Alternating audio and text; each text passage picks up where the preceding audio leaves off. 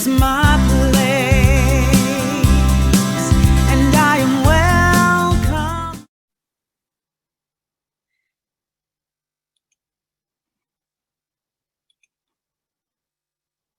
Hello, everyone. And I'm afraid I'm going to need some help to share. I can't share while someone else is sharing, apparently. Ah, there we go. Let's try that.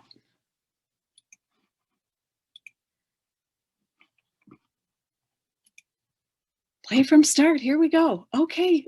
And again, good morning, everybody. And I apologize, Pat, you had July was faith, or I mean July.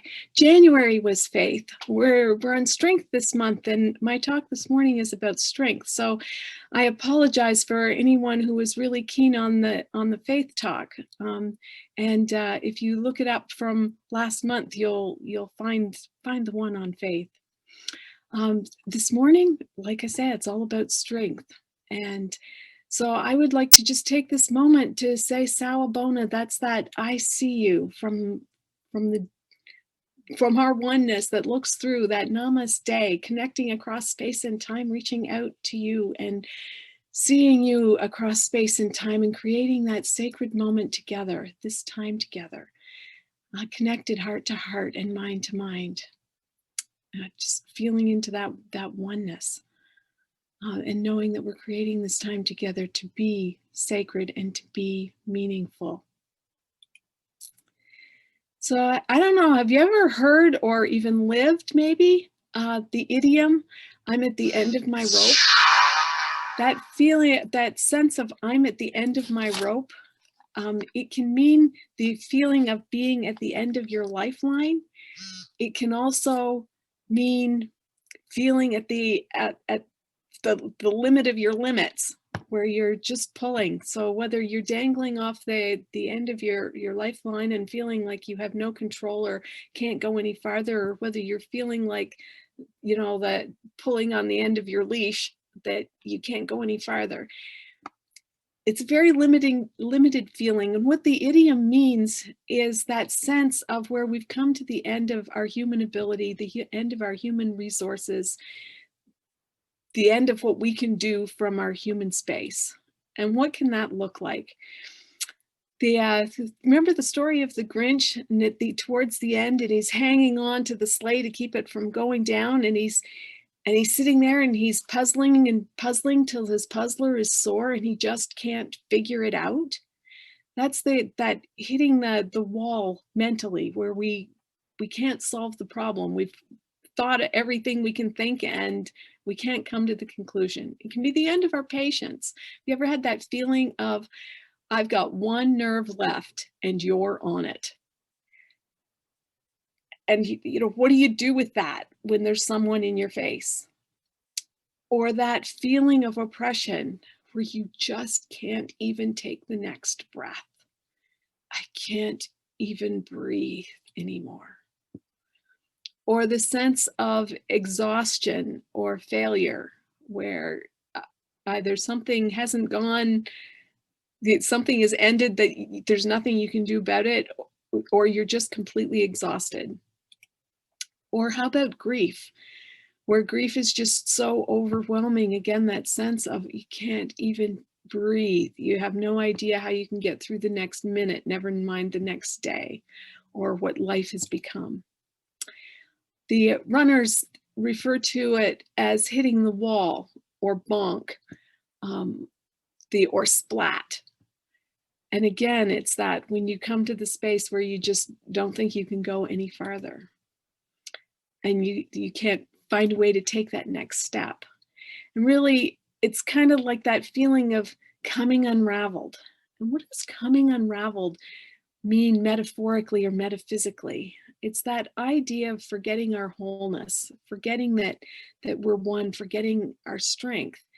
And we all know that a cable is much stronger than a wire, or a rope of many threads woven together or twisted together is much stronger than a single strand. And it's that feeling of all of those pieces coming apart, where we've lost our strength and lost our connection that way. So I don't know if any of you recall what Franklin Roosevelt said: when you come to the end of your rope, tie a knot and hang on. Often that's easier said than done. And Mother Teresa said, I know God will never give, or I know God will not give me anything I can't handle. I just wish that he didn't trust me so much. And I don't know if you've ever been in that space where you're going like, I don't know if I can handle this, or even feeling like I know I can't handle this. And where do you go from there? What is it that we need at that time? And what resource we have within us that we need to call upon.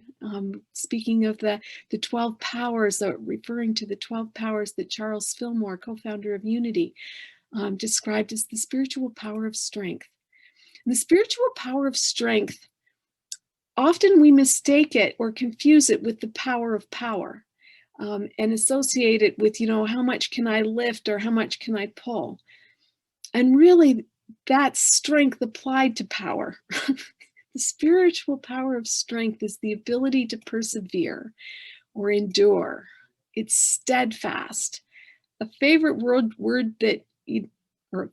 for me that you don't often hear anymore is stalwart, reliable, staying the course, the keep on keeping on. I remember my former mentor, Joe Harris, used to be a favorite expression of hers. You just have to keep on keeping on.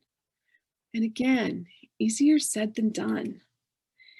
The runners will all tell you that, that tie a knot at the end of your rope and hang on. It's way easier to, not hit the wall than it is to crawl over the wall once you do hit it. So when it comes to hitting the wall or the splat or the tying the knot at the end of the rope, part of the trick is to make sure you got a good long rope. And then have the tools to tie the knot when you do hit it. So how do you make sure you've got a good long rope and have it good and strong? First step is in the training. The training, what is that? Well, that's practicing. That's, lifting small weights until you can lift larger weights, until you can lift larger weights, until you lift larger weights, and keep pushing yourself that little bit farther and little bit farther and little bit farther. If you've never run 20 miles before and your training has all been at 10 miles, there's a really good chance that shortly after the 10-mile marker, you're going to hit that wall of just knowing that you can't go any farther. And so building up our strength and practicing ahead of time, doing that training. And that training spiritually is doing our prayer work, doing our meditation work, connecting with spirit in all those ways, so that we've got that strength that we know we can lean into and rely on. For me, one of the biggest things was discovering that, as long as I have this idea of there's my strength and then God's strength. So, I can do this myself and then I'll rely on God when it gets too tough, which is, I totally admit that that's kind of a screwed up way of looking at it, but it's often the way that's presented to us, like I got this until I can't do it anymore. And then maybe I'll ask God for help. And it's like, when I recognize that actually I have no strength of my own, it's all the strength of the divine in me, because there is nothing separate. I am part of that oneness. So every time I call on strength, it is that oneness. It is the strength of the divine. By acknowledging that, all of a sudden I don't have to discover a new way to connect. If I'm always connected to the internet, I don't need to rely on the hard drive on my own computer, because I know it's not enough to sustain me. So that's where the training comes in the practice. And the more I become aware of it, the more access I have to it, the easier I can get around on it, the more access I have to it. And strength builds, capacity builds. And then there's the fuel. The runners know that you have to take in liquids and you have to take in nutrients and energy if you're going to continue to run. You don't plan on running a marathon without taking some form of nourishment. And knowing how to do that so that it nourishes your body without overwhelming it or shutting it down, again, is part of the training, so that you set yourself up to be able to go the distance. So that means looking after yourself on a regular basis, which is all about the self-care, which I'm sure you've heard many Unity speakers speak on many times, because self-care is so important. There is only one of us, and it starts within here. This is the one that we can do something about. This is the one that we have authority over. And it's when we look after this that we have something to give and something to share and something to put out there. So acknowledging that we need fuel, and that takes the form of sleep, again, takes the form of prayer, takes the form of meditation. And then setting the pace that we can handle, knowing what we can do, setting the pace and honoring it. And recognizing if we set the pace too fast, we are going to hit the wall, and being prepared to deal with that when it happens. Building on success, and again, this is part of training, that we start noticing and tracking and remembering, where have we been able to rely on our strength and come through? When have we overcome challenges? And having those so that we can draw on them and say, yes, I survived that, and I can survive this.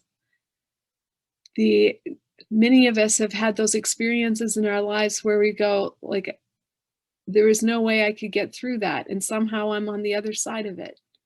I made it through, and acknowledging that, giving ourselves credit for it. We were able to tap into that spiritual power of strength and draw upon it. So having that record of successes that we can draw on in new situations can be hugely helpful. And having support. We don't have to do anything alone, which is sort of paradox in the sense that there is all one, there is only wholeness. But it also goes back to that strength in the cable, in the many wires twisted in wound together, not in the one wire. It's the many threads that come together to make the rope. So having the support of one another, having multiple aspects within yourself, supporting yourself. So it's an inside and out support system to help draw upon. Strength can also, like all the other powers, be combined with each of the other powers. First one that's really wonderful to tie it to is wisdom.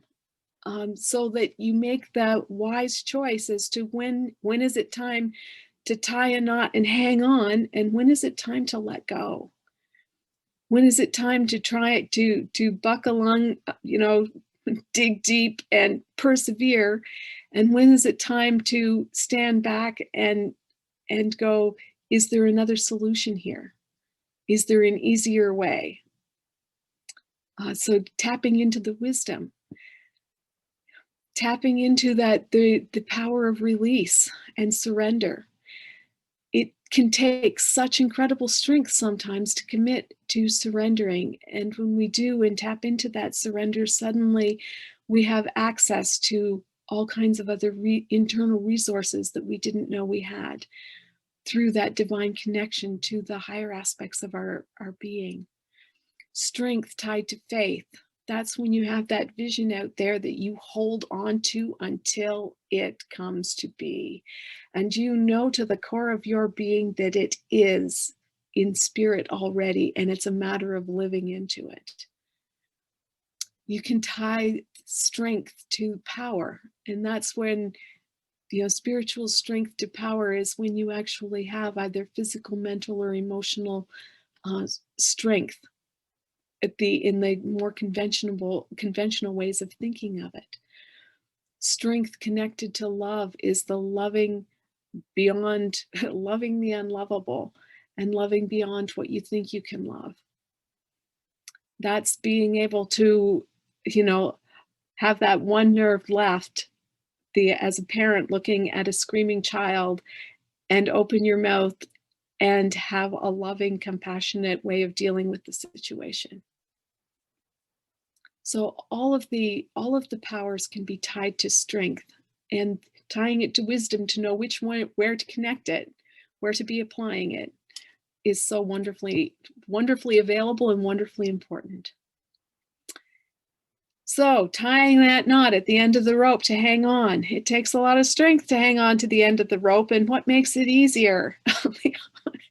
Having the knot to hang on to. If you've ever tried to hold onto the end of a rope that doesn't have something on the end of it to hang on to, you know how difficult that is. So what is a knot? The type of knot we're talking about here is solid grounding in truth. That's going back to your 5 principles. The one power, one presence. I am an aspect of that and have my 12 faculties available to me at all times by virtue of the fact that I am part of the one wholeness. Principle 3 is the law of mind action. Keep my mind supporting what I'm doing and where I'm going and my intentions. Tapping to the 4th power of tapping into those higher powers through the power of prayer, and the 5th, putting feet to our prayers. That strength to keep on keeping on, taking the next step, regardless of how difficult that is. And when we go, I already took the next step and the next step, and there is no more step in me, and then take the half step. And if you can't take the half step, take the quarter step. But keep taking that next step. And becoming aware of the contrast of the difference between being afraid not and be not afraid. The being afraid not, when we get all tense up and knotted up within ourselves, we cut ourselves off from all of those powers that I've been talking about. That's not the kind of afraid not we want to be.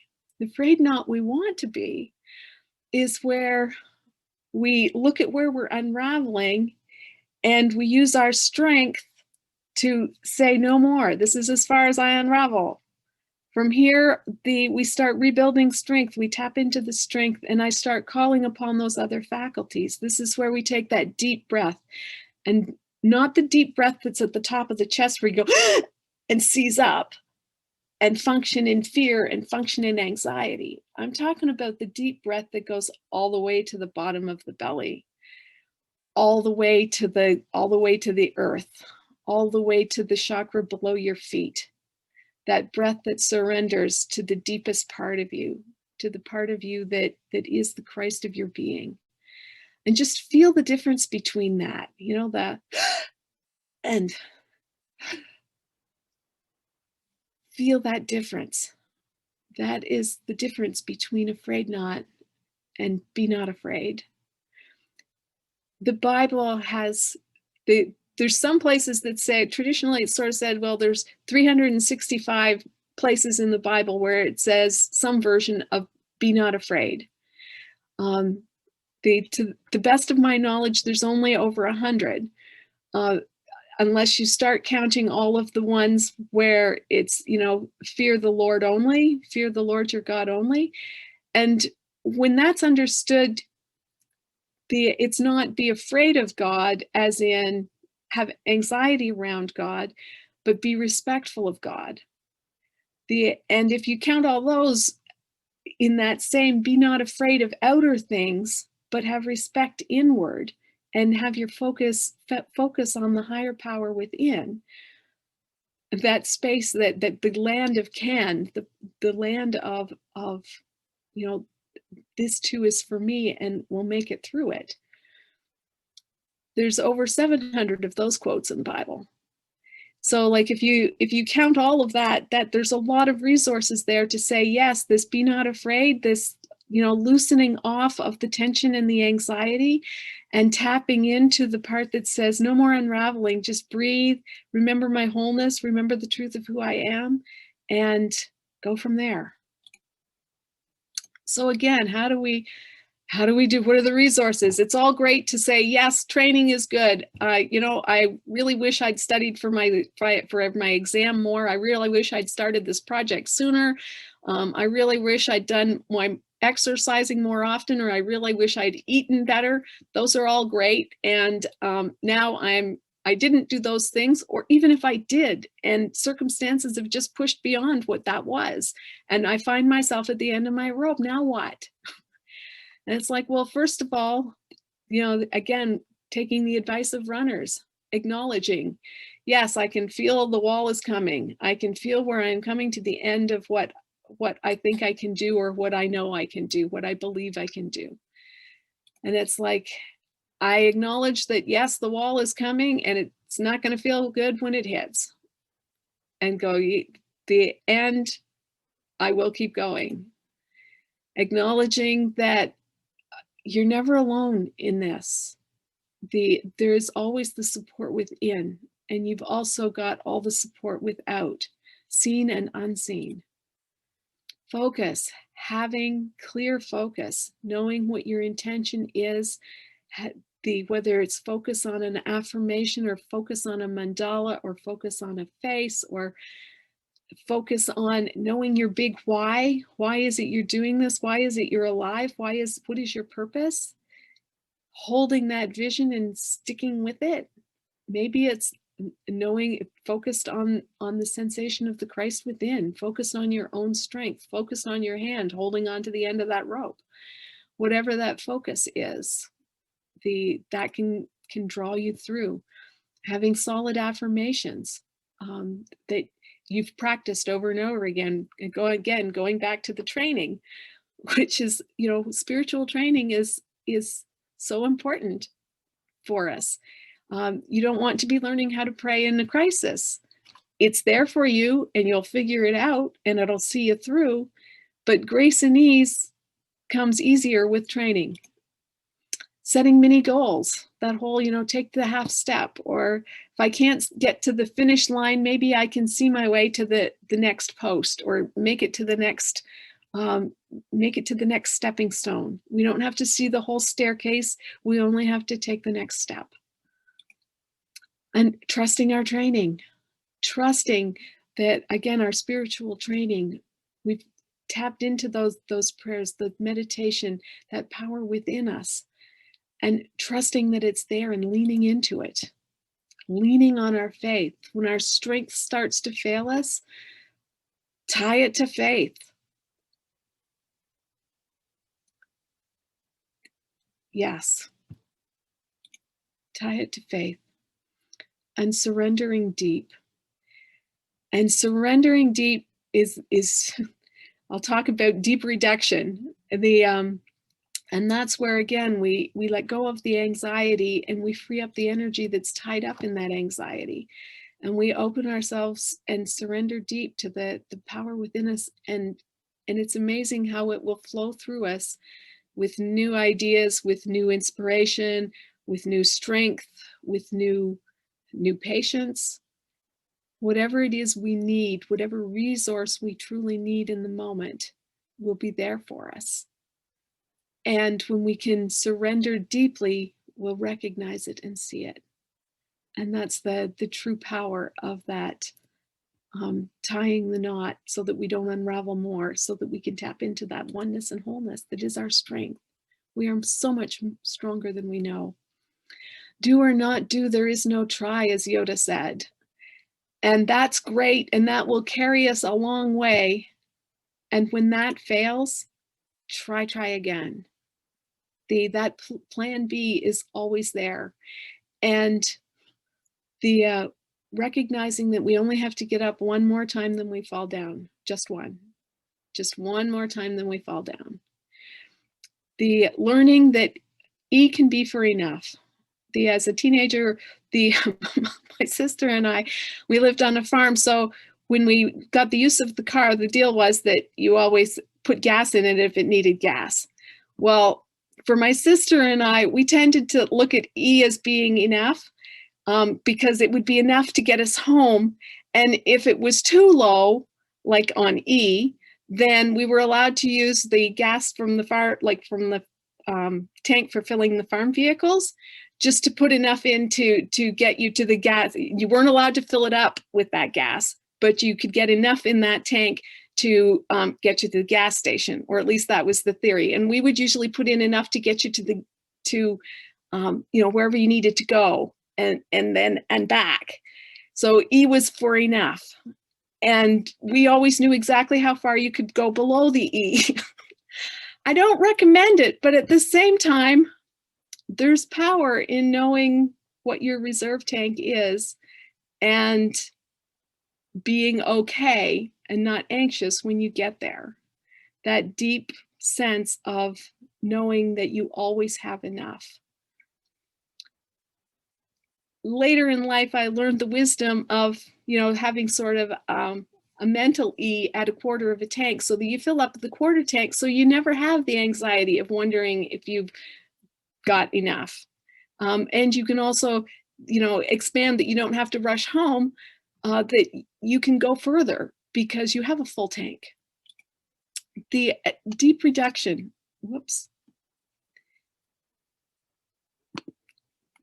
That finding another gear. When I worked in forestry, there was these wonderful loggers that I used to work with, and the one that had such wisdom and tied it to the metaphor everywhere.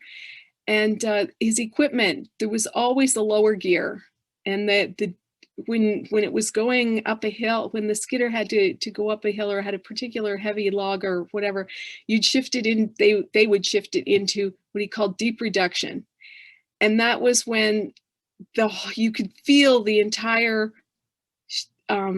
vehicle gain power as it shifted gears down to a deeper gear, down to a new reserve of power.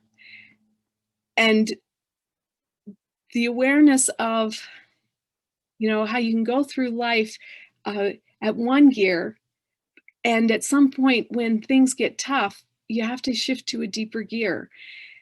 And I don't know why it resonated, but it really resonated with that fourth principle of tapping into prayer to call on the deeper power within us, that finding another gear, finding a lower gear, and just dig deep and carry on. Spiritually strong at the end of our rope doesn't have to look like fried and stressed. It can be joy. If you've ever flown a kite and found the joy and fun in it, you know that it's not always about relaxing into it. It's about finding the balance between resistance and non-resistance. A kite that is cut loose, and has no direction, has no pull, no resistance, tends to drift to the ground. It may fly up very high first, but it'll drift to the ground, or it'll drift and get caught in a tree. When we have our purpose that we're tied to, that we pull on, that it gives us strength and the ability to fly. The part of what keeps an airplane in the air is the resistance of the air currents below it that give it lift. You can't fly in a vacuum.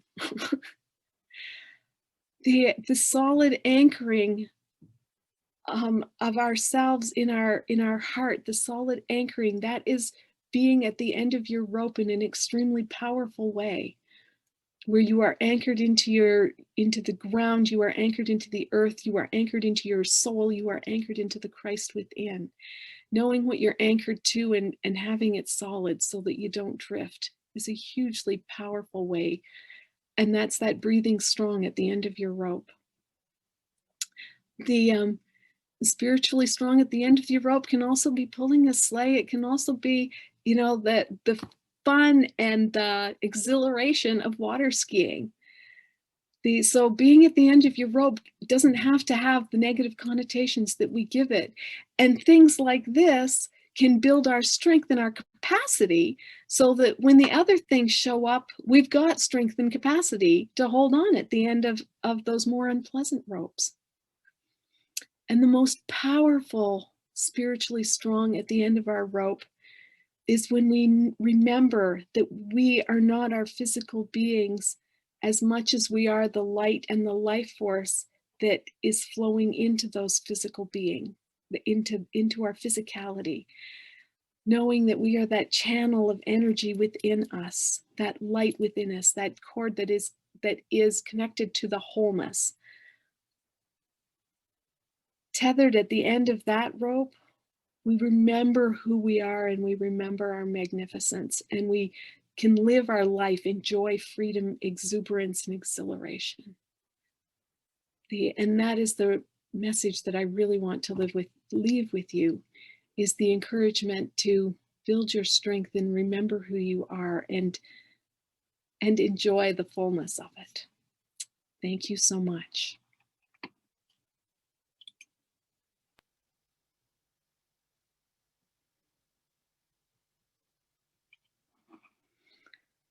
I invite you to join with the song, Just Be,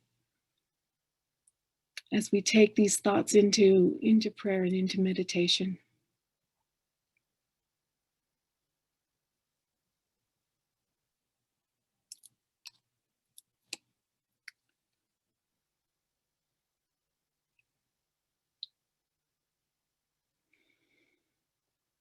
We're having a slight technical difficulty. Be right with. It will be here any moment.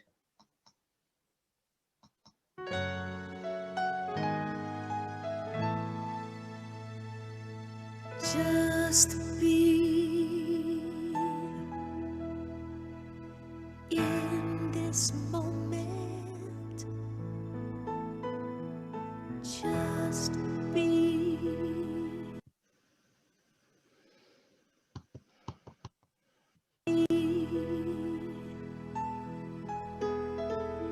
in this place. Just be open to love. Hear the still small voice. Draw near the grace of God.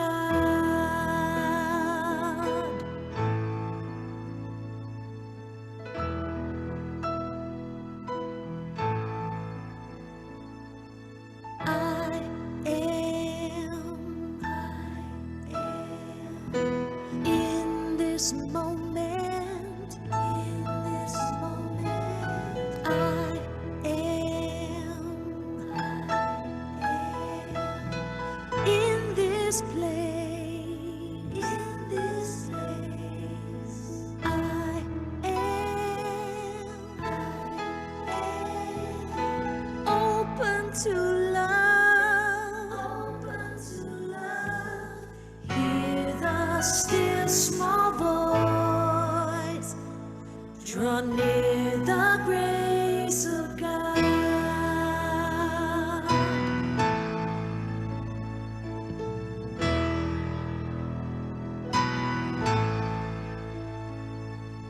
We are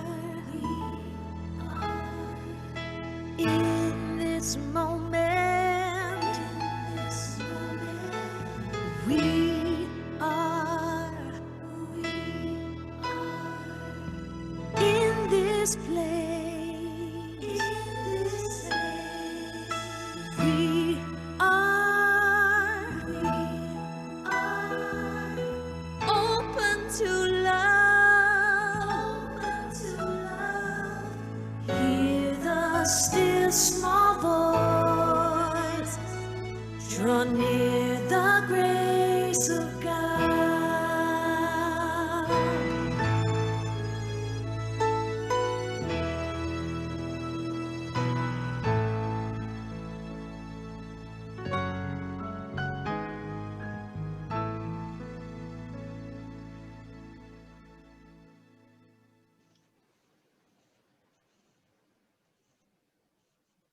Breathing into this now moment. Feeling into that power and strength of God is within you. Settling into your heart space. Feeling the anchor drop down, beautiful gold light anchor dropping down into the earth. Grounded, tethered, secure, safe, empowered.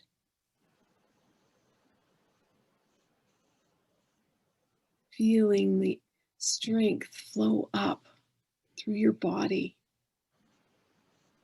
out your crown. Feeling it rushing back down, infusing, instilling, strengthening, empowering.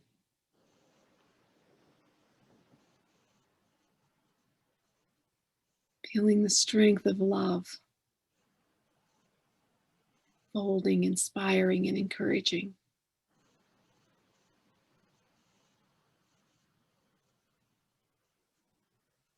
Feeling the reliable, stalwart presence that is just so always there.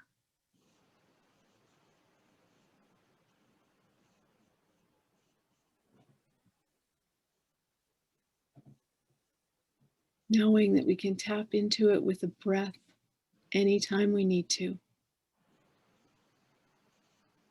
In celebration, love, and gratitude. Amen. Wiggling the toes and fingers. Back to the presence of here.